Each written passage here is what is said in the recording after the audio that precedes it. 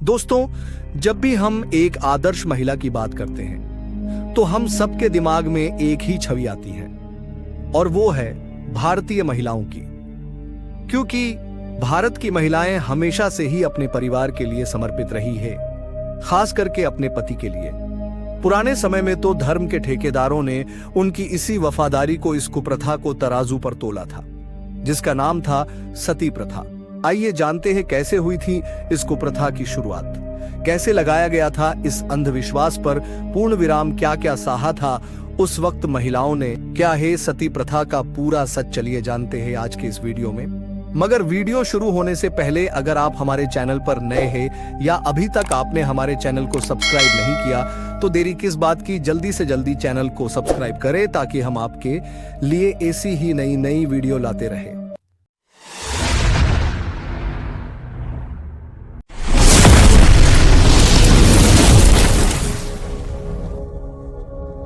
भारत देश में पुराने समय से ही दहेज प्रथा, बाल विवाह, सती प्रथा जैसी कुप्रथाएं समाज का हिस्सा रही है, जिनको पूरा करने के लिए लोगों पर जोर दिया जा रहा है, खासकर महिलाओं पर। एक ऐसी ही एक सती प्रथा थी जो बहुत ज्यादा प्रचलन में थी। यह एक ऐसी प्रथा थी जिसमें पति की मौत होने पर पति की ही चिता के साथ विधवा पत्नी को भी जला दिया जाता था।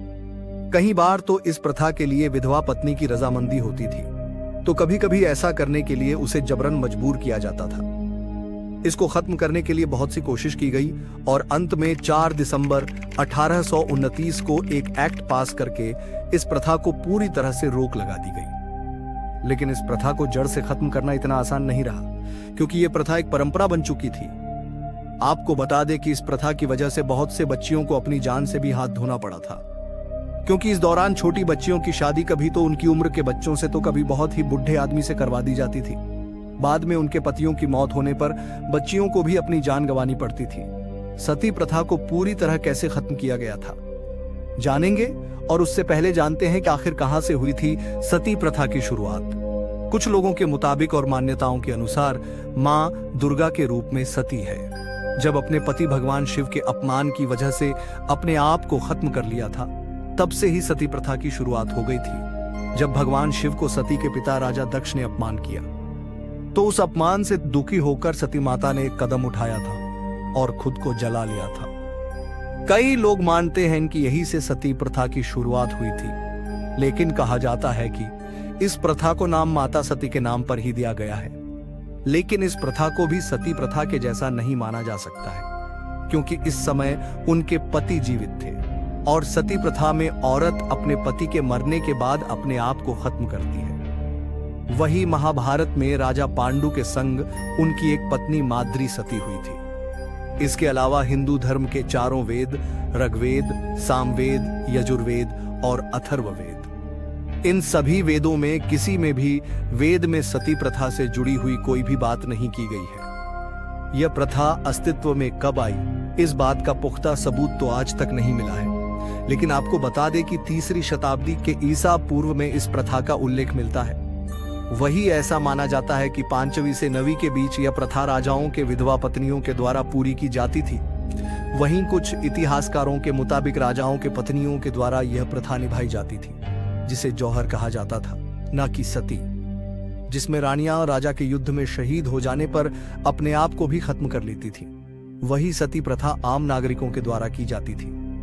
ये माना जाता है कि 5वीं से 9वीं शताब्दी के बीच सती उत्तर भारतीय महाद्वीप में योद्धावा जात यानी कि वॉरियर एलिटिक के यहाँ से पैदा हुई थी, और खास करके यह प्रथा कुछ हिंदू कम्युनिटी के कुलीन परिवार यानी कि अच्छे परिवार में निभाई जाती थी। समय के साथ धीरे धीरे बढ़ने लगी और 10वीं सदी के बाद ये काफी लोगों में पूरी हो गई थी।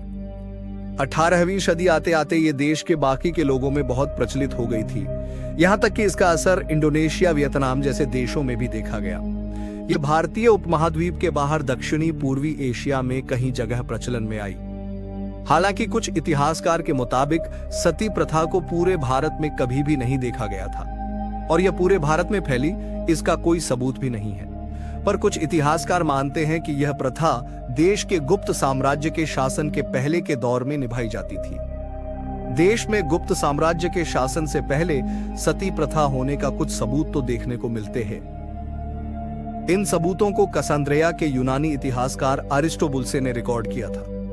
अरिस्टोबुल्से जब 307 से ईसा पूर्व, जब वो सिकंदर के साथ भारत के अपने अभियान पर था, तब उन्हें पता चला कि कुछ त्रिबेस में औरतें अपने पति की मौत हो जाने पर खुद को भी खत्म कर लेती है, पर ऐसा करते वक्त वो काफी गर्व भी महसूस करती है। साथ ही जो भी औरत ऐसा करने से मना कर देती थी, उसे समाज से अपमान झेलना पड़ता था। इसके साथ ही ग्रीक के इतिहास का डायोड्रस सिकुलस ने भी बताया था कि व्यास और रावी नदियों के बीच रहने वाले केथाई ही लोगों ने विधवाओं को सती होते देखा है।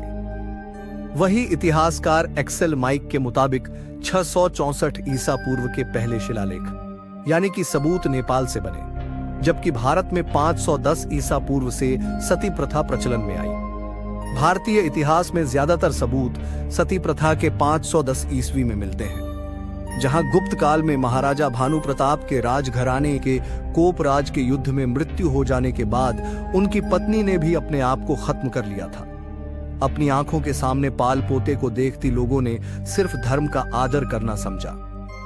वैसे तो सती प्रथा एक कुप्रथा ही थी, लेकिन फिर भी कुछ लोग इसे एकदम सही ठहराते थे।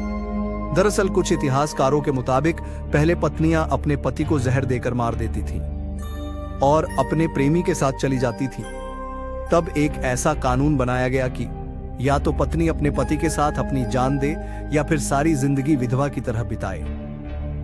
इसके अलावा प्राचीन काल में सती प्रथा का यह भी एक कारण रहा था कि आक्रमणकारी द्वारा पुरुषों की हत्या कर दी जाती थी। उसके बाद उनकी पत्नियां अपनी इज्जत और आत्मसम्मान से ऊपर मानते हुए अपने आप को भी अपनी पति की चिता के साथ खत्म कर देती थी। यह प्रथा जैसे भी शुरू हुई हो, लेकिन इसने बहुत से परिवारों को बर्बाद कर दिया। बहुत से घर के बच्चे भी बेघर हो गए सिर्फ इस प्रथा की वजह से। इस कुप्रथा को खत्म करने के लिए बहुत से लोगों ने बहुत से अभियान चलाए और आखिरकार इस कुप्रथा को समाप्त कर ही दिया। आखिरकार इस कुप्रथा को समाज से भी खत्म कर दिया। सबसे पहले इस कुप्रथा का विरोध मुगलों के शासनकाल में हुमायूं ने किया था। उसके बाद अकबर ने सती प्रथा पर रोक लगाने का आदेश दिया। अकबर ने 1582 में सती प्रथा को अवैध घोषित कर दिया था, लेकिन उस समय महिलाएं अपनी इच्छा से भी सती हुआ करती थीं। लेकिन इसीलिए अकबर ने भी आदेश दिया कि कोई भी महिला अपने मुख्य पुलिस अधिकारी से विशेष अनुमति के बगैर ऐसा नहीं कर सकती है। हालांकि कुछ लोग इसे झूठ मानते हैं, इसलिए माना जाता है कि अकबर के बेटे जहांगीर ने भी इस प्रथा को खत्म करने की पूरी कोशिश की थी, लेकिन पूरी तरह से इसे कोई भी खत्म नहीं कर पाया। इस प्रथा को पूरी तरह से समाप्त करने का क्रेडिट राजा राम मोहन राय को दिया जाता है, क्योंकि अपनी जिंदगी में एक ऐसी घटना के बाद उन्होंने इस प्रथा को खत्म करने की ठान ली थी और उनकी कोशिश कामयाब भी हुई थी।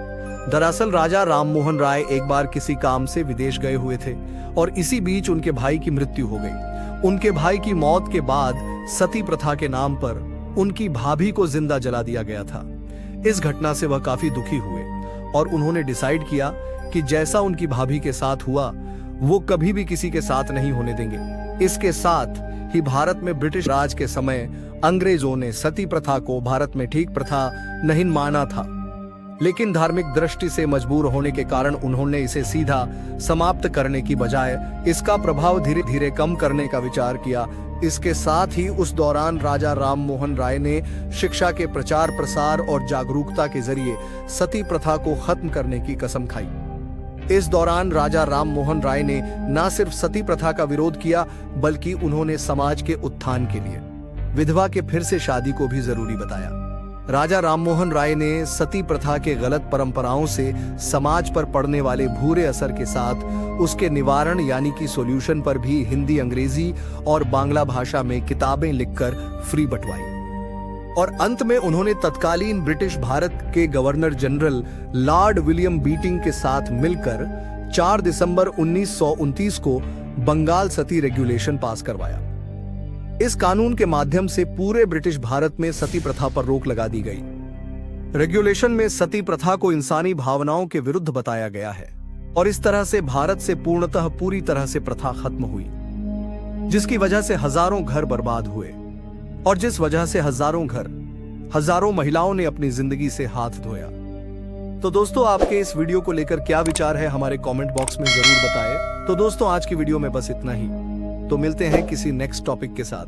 तब तक के लिए जय हिंद जय भारत।